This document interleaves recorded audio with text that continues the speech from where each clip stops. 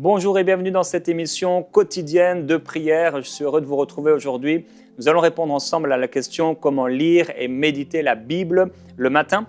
Et je vais vous partager 7 conseils. Alors, quelle que soit votre foi, que vous soyez même chrétien ou non, et quelle que soit votre confession religieuse, il est certain et évident que Dieu veut vous parler et qu'il va le faire à travers la Bible et votre lecture et votre méditation de ce que nous appelons la parole de Dieu. Et déjà, il nous dit dans 2 Timothée, au chapitre 3 et au verset 16, « Toute écriture est inspirée de Dieu et utile pour enseigner, pour convaincre, pour redresser, pour éduquer dans la justice, afin que l'homme de Dieu, l'homme qui s'attache à Dieu, l'homme qui aime Dieu ou la femme qui aime Dieu, soit adapté et préparé à toute œuvre bonne. » Vous avez besoin, si vous êtes un lecteur de la Bible, de recevoir Jésus-Christ dans votre cœur comme votre sauveur, mais non seulement celui qui vous sauve, mais le Seigneur de votre vie. Si vous lisez la Bible, vous devez connaître l'auteur de la Bible. Les pharisiens lisaient la Bible et pourtant, quand Jésus est apparu devant eux, ils ne l'ont pas reconnu. Et je voudrais vraiment vous encourager. Lorsque j'étais à la fac, je faisais une fac de sport à Rennes, en Bretagne, dans l'ouest de la France. Et à cette époque-là, j'étais inscrit à un cours de religion. C'était un cours qui était une option, mais il y avait des options obligatoires. Et celle-ci, je l'avais donc prise.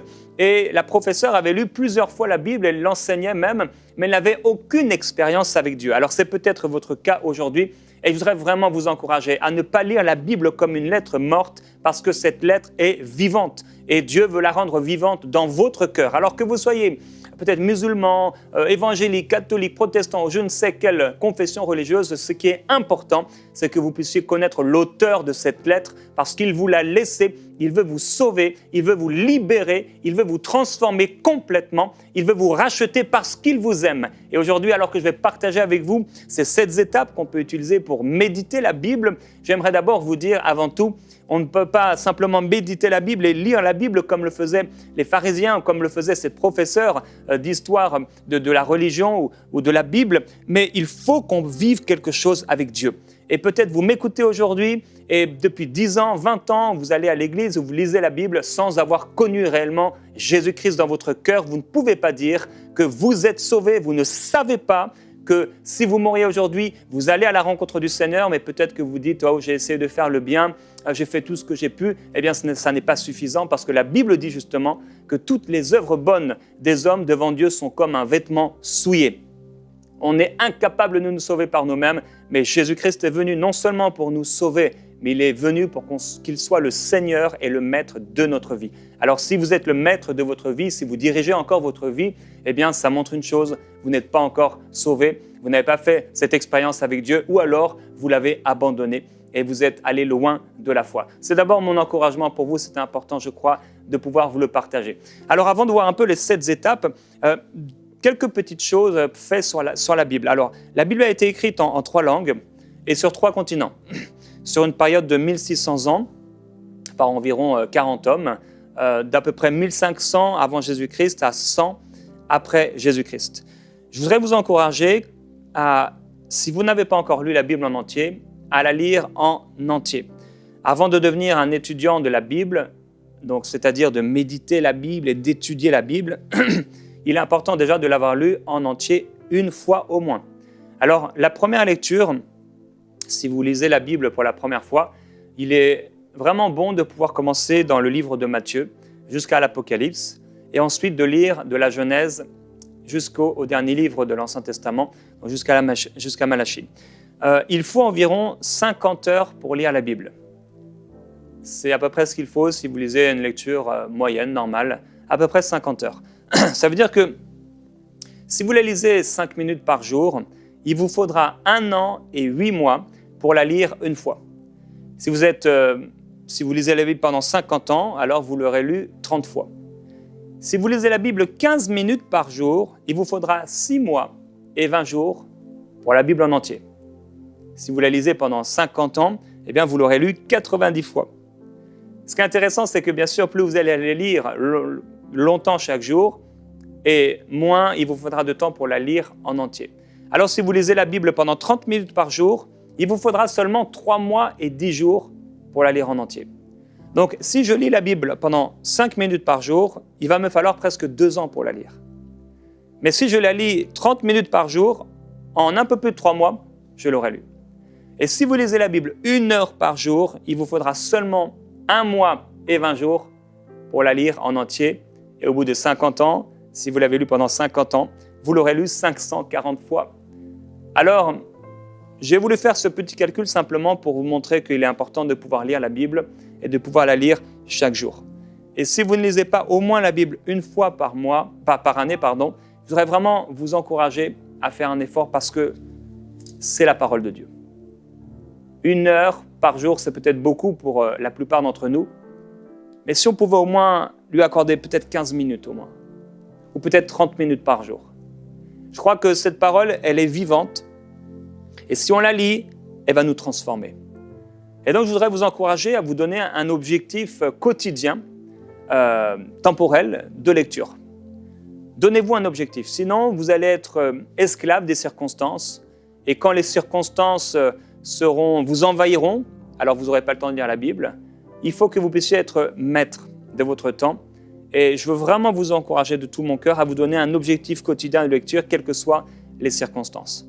Une chose aussi que vous pouvez faire peut-être, vous vous dites, moi, je n'ai jamais lu la Bible en entier, mais j'aimerais le faire. Ou alors, c'est vrai que ça fait longtemps que je lis la Bible 1 fois par semaine, peut-être même 1 fois par mois, ou juste le dimanche matin, c'est là que je lis quelques versets de la Bible. Vous pourriez lire également la Bible de manière intensive. Par exemple, si vous lisez la Bible pendant 1 an, vous pouvez la lire 1h30 par jour. Vous dites, pendant 1 mois, je vais lire la Bible. Je me focalise, c'est vrai, j'ai besoin de lire la Bible. Vous pouvez la lire pendant 1h30 du lundi au vendredi et le week-end, 2 heures par jour. Donc du lundi au vendredi, 1h30, le samedi, 2 heures, le dimanche, 2 heures. Au bout d'1 mois, vous aurez lu la Bible. Alors c'est un conseil. Vous n'êtes bien sûr pas obligé de le faire et on n'est pas obligé d'avoir une lecture intensive 1 fois par an ou 1 fois tous les 10 ans. Mais ce qui est vraiment important, c'est de pouvoir lire la Bible en entier et de la lire régulièrement. Alors quelques conseils. Choisissez une traduction de Bible que vous aimez. Certains vont utiliser par exemple une Bible comme la Bible Summer. Ma fille me l'avait offerte et c'est une Bible qui est facile à lire. Moi, personnellement, celle que j'utilise, vous pouvez le voir à la première page de votre Bible souvent. Moi, par exemple, il est écrit, c'est une nouvelle version second révisée, dite à la Colombe de 1978. Et c'est une traduction que j'aime beaucoup, donc dite à la Colombe. C'est vraiment celle que j'ai depuis l'âge de 19 ans, que mon frère m'avait offerte, et je la lis tous les jours. Alors, il y a plus de 50 versions de la Bible, donc vous pouvez trouver une version qui vous va, qui vous plaît par rapport au langage, etc. Souvenez-vous, quand vous allez lire la Bible, après je vais vous donner les 7 phases que vous pouvez développer dans votre vie de méditation de la parole de Dieu. Souvenez-vous de certaines bases importantes dans la parole de Dieu. Alors, il y a l'Ancien Testament. Et dans l'Ancien Testament, donc bien sûr depuis la création de l'homme, jusqu'à ce temps qui va marquer un temps de silence entre le dernier livre de l'Ancien Testament jusqu'au premier livre du Nouveau Testament, où là, pendant 400 ans, il va y avoir comme un silence de la part de Dieu. Mais pendant l'Ancien Testament, Dieu a fait plusieurs alliances avec les hommes. C'était comme des dispensations à travers la loi, mais avant la loi, des alliances que Dieu avait faites avec les hommes. Alors c'est pour ça, quand vous lisez l'Ancien Testament, il y a des choses qui vont vous surprendre, il y a des choses qui vont vous étonner, il y a des prières même qui vont vous surprendre parfois. C'est parce que l'alliance que ces gens avaient était différente que celle que nous avons aujourd'hui. Aujourd'hui, Dieu peut habiter dans notre cœur, ce qui était impossible avant la résurrection du Seigneur Jésus-Christ. Au niveau du Nouveau Testament, donc de Matthieu jusqu'à l'Apocalypse, il y a dans les évangiles ce qu'on peut appeler une alliance transitoire, où Jésus parlait aux disciples et aux gens, et ces gens n'étaient pas nés de nouveau. Ils avaient Jésus à côté d'eux, mais pas encore en eux. Et dans Jean 20 au verset 22, Jésus va souffler dans les disciples, littéralement. Après sa résurrection, ils vont naître de nouveau. Et ensuite, dans les Actes des Apôtres, donc le livre qui se situe après l'évangile de Jean, les disciples non seulement sont nés de nouveau, mais après avoir prié, ils vont recevoir le baptême du Saint-Esprit et ils vont commencer à parler en d'autres langues, qui sera pour eux un langage spirituel qui vont les édifier, et c'est ce que Dieu veut pour vous certainement. Alors dans Matthieu au chapitre 4 et au verset 4, il est écrit cette parole bien connue, Matthieu chapitre 4 et verset 4. Jésus va dire « L'homme ne vivra pas de pain seulement, mais de toute parole qui sort de la bouche de Dieu. » Alors, gloire à Dieu si vous avez les moyens financiers de pouvoir déjeuner tous les matins, mais il est important de se rappeler que l'homme n'est pas appelé à vivre de pain seulement, mais de toute parole qui sort de la bouche de Dieu. Et il y a cette prière que Jésus a faite, « Donne-nous aujourd'hui notre pain de ce jour. » Dieu veut vous parler chaque jour. Et si vous appartenez au Seigneur, il est tellement important de chaque jour nourrir votre esprit, nourrir votre âme avec la parole de Dieu, et je dirais même nourrir votre corps, parce que la Bible nous révèle que la parole de Dieu est comme un médicament pour notre corps. Alors, elle est vraiment parfaitement utile. Il y a un homme qui s'appelle Watchman Nee. Cet homme disait qu'il y a à peu près 28 façons différentes de lire la Bible. On peut la lire par thème, on peut la lire par mot, on peut la lire en paraphrasant, etc. C'est disponible sur Internet. Donc, moi, je vais vous parler comment lire la Bible, comment méditer la Bible en 7 phases. Alors, première phase, vous vous retrouvez devant un texte, par exemple Matthieu, chapitre 1. Matthieu chapitre 1, donc il y a 25 versets dans ce chapitre. Vous n'êtes pas obligé de lire tout le chapitre, vous pouvez lire une partie seulement. Premièrement, lisez le texte. Donc, vous lisez le texte, vous lisez les faits, les histoires, les récits tels qu'ils sont écrits. Ça, c'est ce que j'ai appelé une lecture simple. Vous lisez simplement le texte. Deuxièmement, deuxième phase, vous pouvez relire une deuxième fois le texte, mais cette fois-ci comme si vous souhaitiez l'apprendre par cœur. Donc ça, c'est une lecture attentive. Vous lisez une deuxième fois le texte. Ensuite, troisièmement, vous allez à partir de ce moment-là, vous avez bien pris connaissance du texte, vous l'avez lu 2 fois, essayez de comprendre, d'analyser le texte et demandez-vous s'il vous rappelle peut-être un autre texte. Donc là, c'est ce que j'appelle la lecture réfléchie. C'est la première phase à ce moment-là de la méditation. Dans les 2 premières phases, on a lu la Bible tout simplement. Dans la 3e phase, on commence à méditer la Bible, donc c'est une lecture qui est plus réfléchie. Vous pouvez à ce moment-là également regarder d'autres versions de la Bible dans cette 3e phase où vous essayez de comprendre et d'analyser le texte et de voir si peut-être il vous rappelle un autre texte de la Bible.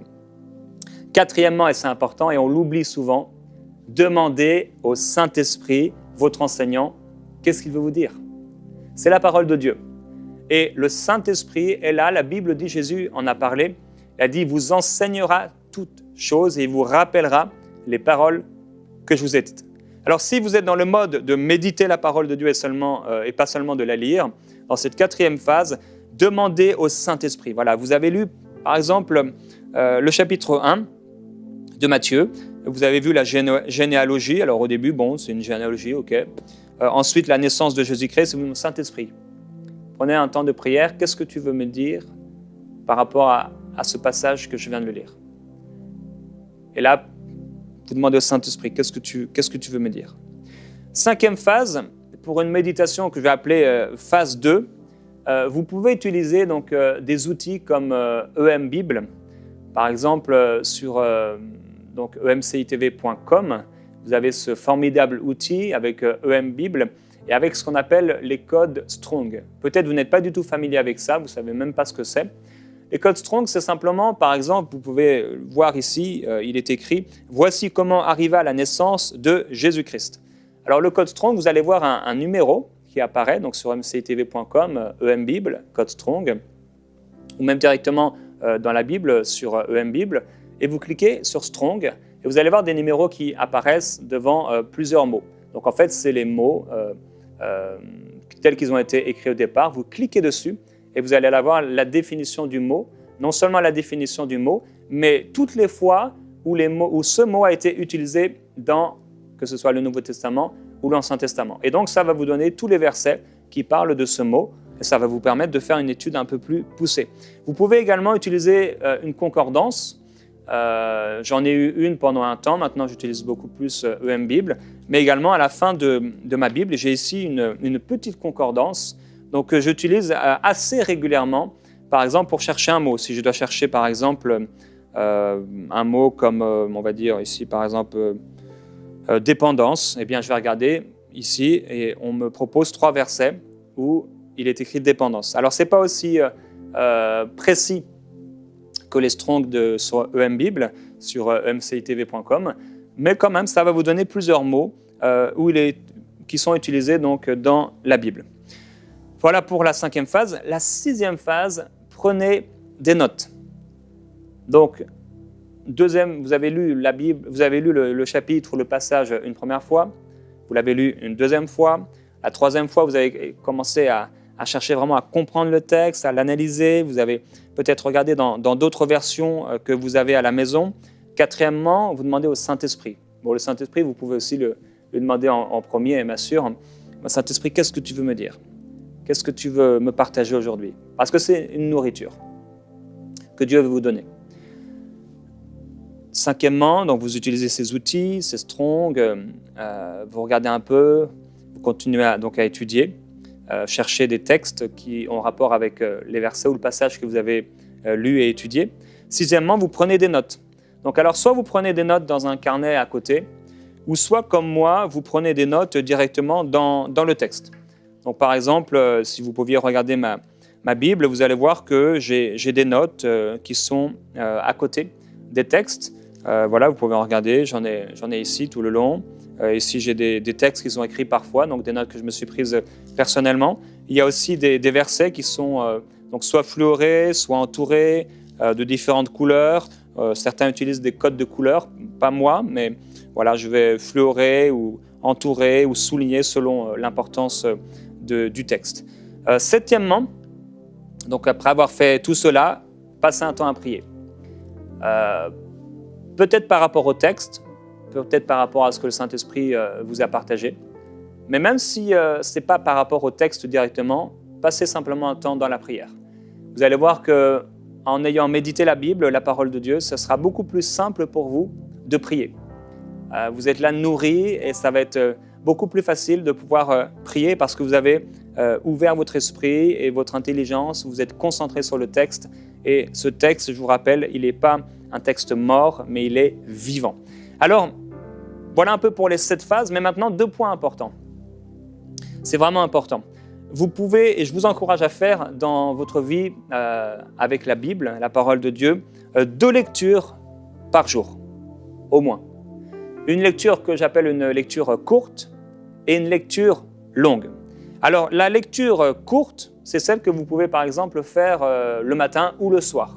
Personnellement, moi, c'est plutôt la lecture courte le soir, mais pour certains, c'est plutôt le matin, selon votre vie, votre façon de vivre.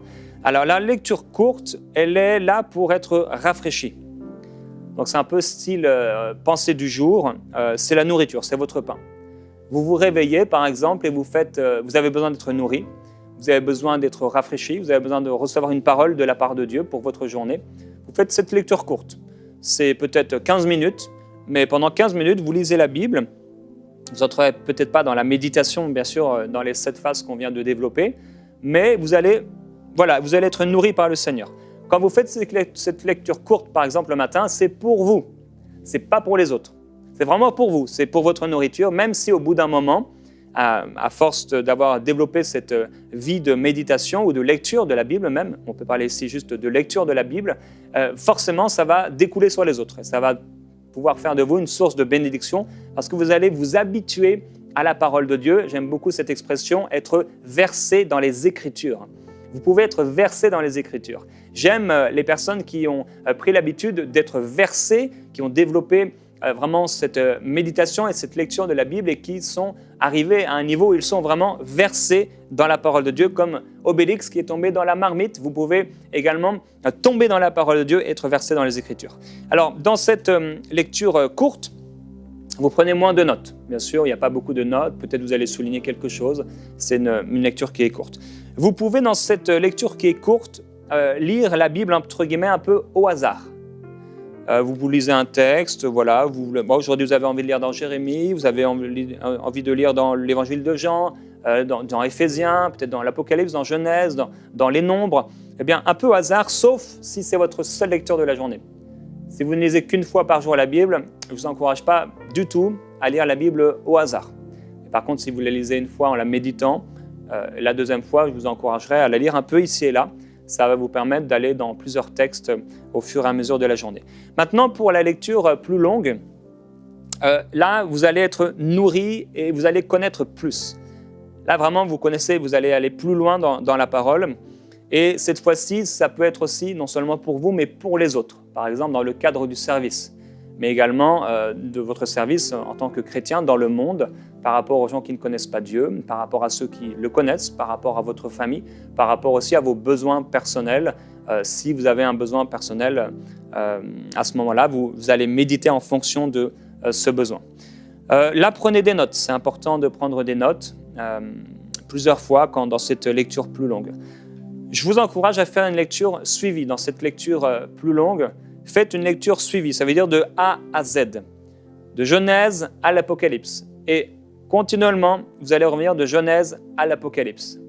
Vous pouvez aussi utiliser la Bible audio qu'on retrouve sur emcitv.com. Elle est bien sûr gratuite. Et chaque jour, il y a quelqu'un qui va lire pour vous. Dans ce cas-là, dans un plan de lecture. Vous pouvez effectivement lire la Bible en un an. Alors, il y a un plan de lecture. Souvent, ça va être par exemple un passage de l'Ancien Testament, un passage du Nouveau Testament, un passage dans les psaumes ou dans les proverbes. Et au bout d'un an, vous aurez lu la Bible. Vous pouvez aussi écouter la Bible, comme je l'ai dit, à partir de cet outil qui est disponible. Alors, vous pouvez donc lire la Bible, comme je le disais, le matin, faire par exemple le matin une lecture courte. Là, c'est simplement être rafraîchi, entendre une parole, une pensée de la part de Dieu.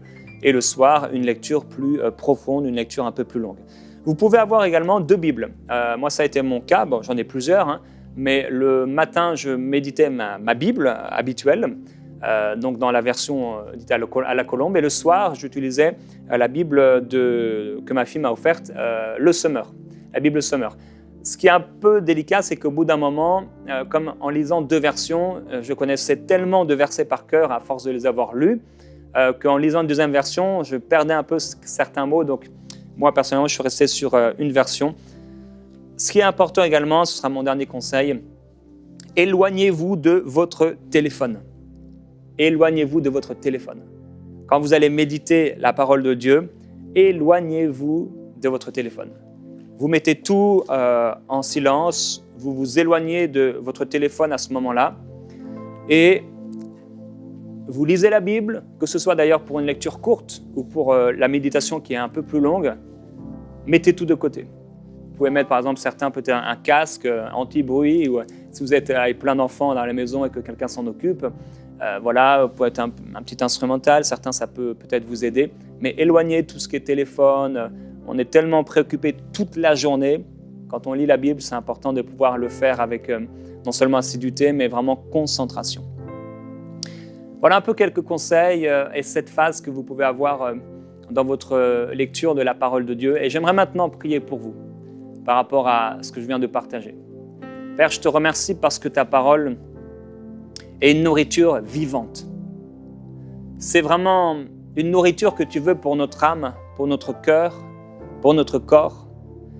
Et je prie, Père, déjà pour ceux qui ont écouté ces conseils, mais qui réalisent bien qu'ils n'ont pas l'amour de ta parole. Peut-être même qu'ils réalisent qu'ils n'ont pas cette assurance d'être sauvés. Et Père, je prie qu'aujourd'hui, tu trouves en eux un cœur repentant, un cœur qui demande pardon, un cœur qui accepte que tu deviennes leur maître. Je prie, Père, pour ceux qui n'ont pas cet amour pour ta parole ou qui se sont refroidis, qui ont oublié l'importance, l'extrême importance de méditer ta parole. Père, je prie qu'il y ait un nouvel élan d'amour pour ta parole, une révélation dans leur cœur par le Saint-Esprit. Père, tu nous as laissé ta parole, combien elle est importante. On ne peut pas faire comme si elle n'existait pas. On ne peut pas attendre d'avoir un moment pour la lire. Père, nous voulons la méditer jour après jour. Nous voulons la lire, nous voulons entendre ta parole. Nous voulons habituer notre oreille, que ce soit physique, mais spirituelle, à ta voix. Merci Saint-Esprit, parce que tu veux nous communiquer les paroles de Dieu et nous les révéler. Merci Saint-Esprit, parce que tu peux nous parler par ta parole Tu veux nous parler, nous révéler ce qui nous est caché. Merci Seigneur Jésus-Christ, parce que par ton esprit, nous comprenons ce que tu as dit et nous le comprenons avec révélation. Merci parce que tu as dit, Seigneur Jésus-Christ, que ta parole n'est pas une loi qui est morte, une parole morte, mais qu'elle était vivante. Oui, merci parce que tes paroles sont vivantes. Tu as dit, l'homme ne vivra pas de pain seulement, mais de toute parole qui sortira de ma bouche.